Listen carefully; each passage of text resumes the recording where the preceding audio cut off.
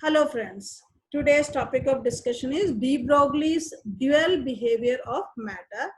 Now, according to Louis de Broglie, who is a French physicist, and he suggested it in 1923, the dual behavior of matter, that is wave as well as particle nature. He said that the matter has both wave nature as well as particle nature.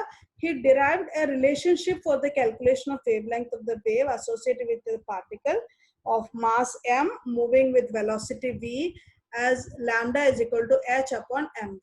Lambda is nothing but wavelength, h is Planck's constant, m is mass of the particle, v is the velocity of the particle.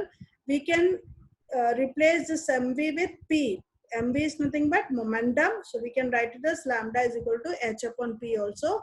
So you can see here lambda is nothing but wavelength of the wave associated with the particle, m is the mass of the particle, v is the velocity of the particle, h is the Planck's constant, and p is the momentum of the particle.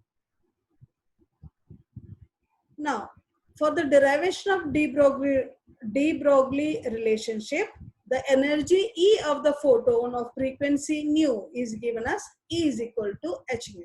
Okay, suppose we have E is equal to h nu, and we have, even according to Einstein's equation, E is equal to mc square. So we can equate h nu is equal to mc square. So mc square and h nu we have equated, and we get, in place of nu we have c upon lambda. So we can write it as mc square is equal to h c upon lambda, or else we can say that lambda is equal to h upon mc, because one c will get cancelled and only one c velocity will be left out, c will be left out. So we can write it as lambda is equal to h upon mc. So de Broglie pointed that the same equation might be applied to material particle using m for mass of the particle and replacing the c, the velocity of photon, c by v. Okay, c is, this c can be replaced with v, which is nothing but velocity of particle. So we can say that lambda is equal to h upon mv. Okay, or h upon p, where p is the momentum of the particle. Wavelength of the de Broglie wave can also be related to kinetic energy of the particle. We know that kinetic energy is equal to half mv square, and we can multiply m with on both sides. So it is me equal to half m square v square. So m square v square is equal to 2 times me, or we can say mv is equal to root of 2me. We can take square root on both sides and we get mv is equal to 2me, and mv is nothing but what? The momentum. Okay, so lambda is equal to h upon mc, we have the formula. Okay, and we can write lambda equal to h upon, instead of mv, that is mc, which is equal to mv, we can write it as h upon root 2m. In case of a charged particle carrying charge q coulomb is accelerated by applying potential difference of v volt, kinetic energy will be given by E is equal to q into v joule. Then lambda is equal to h upon root 2me will become what? E is equal to q into v, we can insert in the bracket, in the square root. The waves associated with material, particle or objects in motion are called matter waves or de Broglie wave, and it is different from that of the electromagnetic waves. What is the significance of de Broglie's wave? De Broglie concept is more significant for microscopic and submicroscopic particle like electron, whose wavelength can be measured. An electron moving with a velocity of 6 into 10 to the power 6 meter per second is associated with a wave of wavelength 1.21 into 10 to the power minus 10 meter or 121 pm. So lambda is equal to h upon mv. For this case, we can calculate lambda h upon mv. H we have Planck's constant, m as 9.1 into 10 to the power minus 31 kg, that is mass, and velocity is given as 6 into 10 to the power of 6 meter per second. that will come out to be 121 pm. Now, an electron for objects of ordinary size, this is, I'm talking of only microscopic particle which has lambda is equal to 121 pm. For objects of ordinary size, for example, ball of mass 1 kg if we take, and if it is moving with velocity of 1 meter per second, then the wavelength will be, see how it is calculated, lambda is equal to h upon mv, h is equal to 6.62 10 to the power of minus 34, mass is 1 kg as given in the numerical and problem, and v is 1 meter per second. Okay, if you put the value, it will come out to be 6.62 into 10 to the power of minus 34 m, or 6.62 into 10 to the power of minus 22 pm. Verification of dual nature of electrons. So let us take at first particle nature. If an electron strikes a screen, okay, how we have confirmed, we are taking some example to confirm that there is dual nature of electrons. So at first we are taking an example to say there is particle nature. If an electron strikes a screen coated with zinc sulfide, it produces a spot of light, which you call it a scintillation. One electron produces only one scintillation point. It means that striking electron should be localized and not spread like a wave. It should be localized and it should not spread like a wave, because one electron produces one scintillation point, or we can say that electron behaves like a particle. The particle nature of electron is also demonstrated by the fact that cathode rays is what? Stream of electron. It can rotate a light paddle of wheel when it is placed in the path.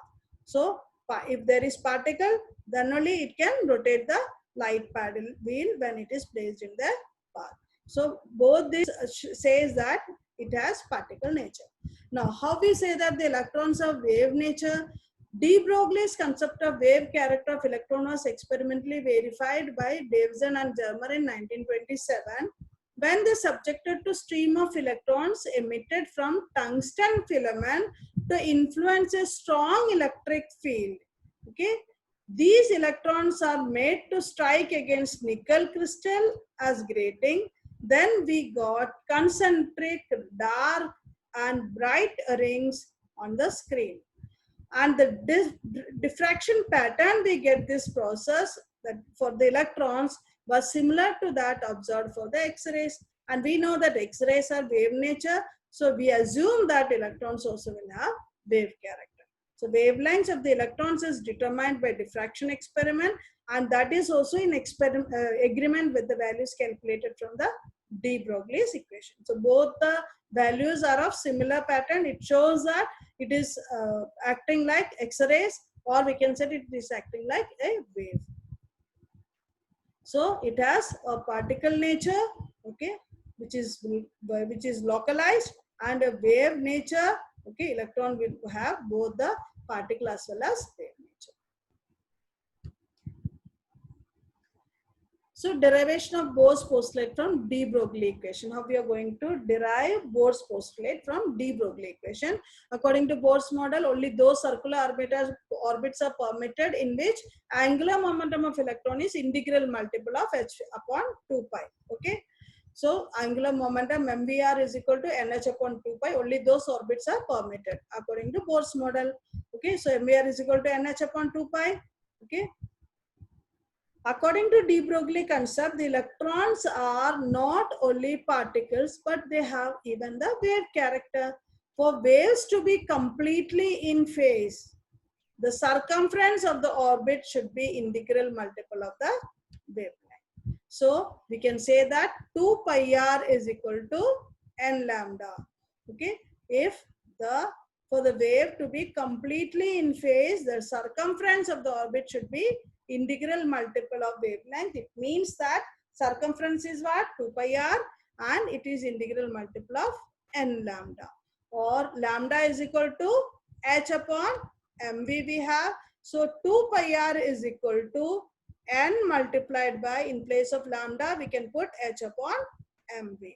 So we can say mvr. So you can see mv and r is equal to nh divided by 2 pi. So this is in agreement with what? Bohr's model. Let us take an example, numerical problem. Calculate the momentum of moving particle having a de Broglie wavelength of 200 pm. So lambda is equal to h upon mv. H we have the value for that is equal to 6.626 into 10 to the power of minus 34 kilojoule meter square per second. Lambda we have 200 pm means it is 2 into 10 to the power of minus 10 meter, or mv is equal to h upon lambda. So we can calculate mv. That is nothing but momentum. Mv is what? Momentum. Okay. See here, mv is equal to h upon lambda. We can move this lambda here and mv here. So mv is equal to h upon lambda. We can have the, we can put all the values and we get it as 3.313 into 10 to the power minus 24 kilojoule meter per second. And another numerical, calculate the wavelength of electron with mass is given and kinetic energy is this. So kinetic energy is how much? Half mv square, and the value is given as 5 into 10 to the power of minus 25 joule. Mass is 9.1 into 10 to the power of minus 31 kg. And so we can put the values half multiplied by value of m multiplied by v square is equal to 5 into 10 to the power of minus 25, which is nothing but kinetic energy. So we can calculate v square is equal to 5 into 10 to the power of minus 25 divided by half multiplied by 9.1 into 10 to the power of minus 31. So if we do square root of that, then we can get v. That will come out to be 1.048 into 10 to the power 3 meter per second. We can calculate lambda h upon mv. Okay, h is equal to 6.626 into 10 to the power of minus 34 joule second, or we can convert it into kilogram meter per second, and we put all the values of h, m and v. We can have the lambda value as, that is wavelength value as 6.95 into 10 to the power minus x meter. Another question, calculate the wavelength of an electron moving with velocity 2 into 10 to the power 7 meter per second. We have the formula lambda is equal to h upon mv. We can put the value of h, m and v. We have m value, we have the velocity, and we have the Planck's constant. We get 3.55 into 3.55 into 10 to the power minus 11 meter. Thank you. That's all for today.